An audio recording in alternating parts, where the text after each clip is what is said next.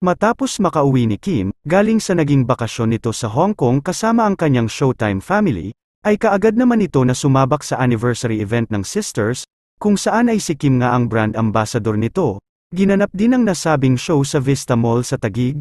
Mapapansin din ang dami ng mga manunood na nagpunta para ito ay makita.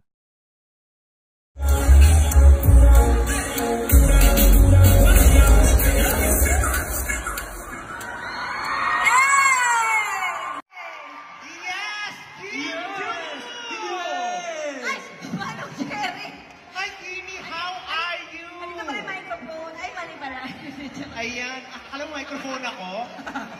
Alam mo, hindi nagbabago to ganyan pa rin siya paano bumati. Ang pambansang tiyuhin. Hello, kumusta kayo lahat? Eto, hindi na kayo nalinlang tama? Kasi, nangingialam sila sa schedule mo. Bakit? Akala nila hindi ka darating from Hong Kong. Kinabahan ako. Talaga? Kinabahan ako. Ako din. Akala nila isa prank. Hindi po kayo lang. Ako po ito. Kim Chiu po, magandang hapon po sa inyong lahat. Ang tanong ko, nanood na ba kayo ng Linlang? Gusto niyo bang sabunutan si Juliana? Yes! Ito na. Alam mo, congratulations kasi number 1!